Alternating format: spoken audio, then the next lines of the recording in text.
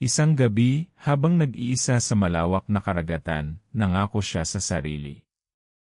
Hindi na siya babalik sa Pilipinas bilang isang ordinaryong seaman. Makalipas ang 10 taon, pag-aari na niya ang kumpanya na dating pinangarap lang niyang pasukan.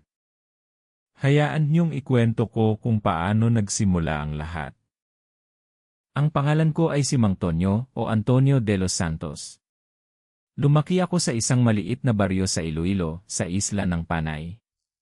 Marami kaming magkakapatid at ang tatay ko ay isang simpleng mangingisda. Hindi kami nakatikim ng masasarap na pagkain maliban kung may huling isda si tatay. Pagkatapos kong magtapos ng high school, halos wala na kaming pambayad sa matrikula, kaya pumasok ako sa isang maritime school sa Maynila sa tulong ng isang tiyuhin. Doon, nangarap akong maging kapitan ng barko.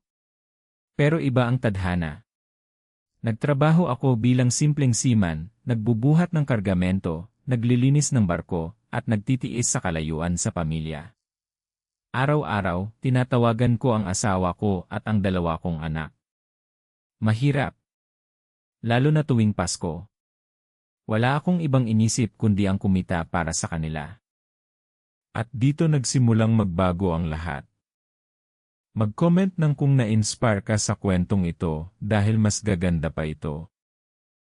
Isang araw, habang nasa barko kami, nagkasakit ang isang kasamahan ko.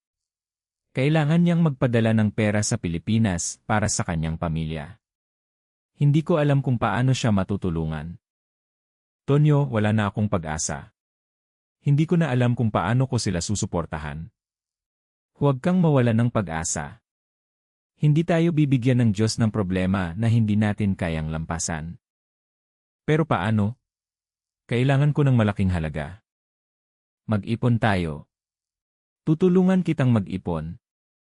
Mag-ipon tayo ng barya-barya. Barya-barya? Hindi tayo yumayaman sa barya. Pero lumalaki ang barya kapag pinagsama-sama. Kung magtutulungan tayo, magiging malaki yan. At magtiwala kayo, kailangan niyong manatili para sa susunod na mangyayari. Dahil dito talagang nagiging hindi ka panipaniwala ang kanyang tagumpay. Simula noon, nag-ipon ako. 10 taon akong nag-ipon. Bawat sentimo, bawat piso, itinabi ko. Walang luho. Walang bisyo. Ang tanging bisyo ko ay ang pag-ipon. Sa loob ng 10 taon, nakapag-ipon ako ng 1 milyon. At hindi lang iyon, nag-aral din ako. Nagbasa ako ng mga libro tungkol sa negosyo, sa logistics, sa pamamahala. Pinaghandaan ko ang bawat detalye. Nang makauwi ako sa Pilipinas, hindi na ako bumalik sa pagiging seaman. Nagtayo ako ng maliit na shipping logistics company. 2 lang ang barko ko. Ang isa ay luma, ang isa ay inutang ko sa bangko. Hindi ako natakot. Alam kong kaya ko ito. Tonyo, sigurado ka ba sa gagawin mo? Malaki ang utang mo.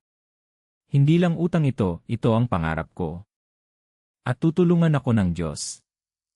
Pero paano kung bumagsak ka? Hindi ako babagsak. Dahil hindi lang ito para sa akin.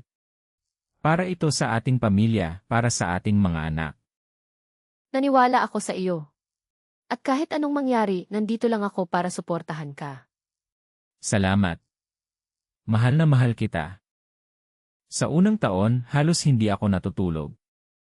Ako ang nagmamaneho ng barko, ako ang naghahanap ng kargamento, ako ang naglilinis. Pero hindi ako sumuko. Sa bawat araw na lumilipas, nakikita ko ang paglago ng aking negosyo. Mula sa 2 barko, naging 5. Mula sa logistics, nagtayo ako ng fishing fleet. Ngayon, mayroon na akong mahigit sa 20 barko at mahigit sa 50 empleyado. Nakapagpatayo na rin ako ng bahay para sa aking pamilya at nakapagpatapos ng pag-aaral ng aking mga anak. Mula sa pagiging isang simpleng seaman na nag-ipon ng 10 taon, naging isang matagumpay na si Mang Tonyo. Ang kanyang kwento ay patunay na sa sipag, tiyaga, at pananampalataya, walang imposible. Kaya, anong aral ang natutunan mo sa kwentong ito? ay comment ang inyong mga saloobin. At kung may sarili kayong kwento ng tagumpay, ibahagi niyo sa comments. Mag-subscribe para sa bagong kwento araw-araw.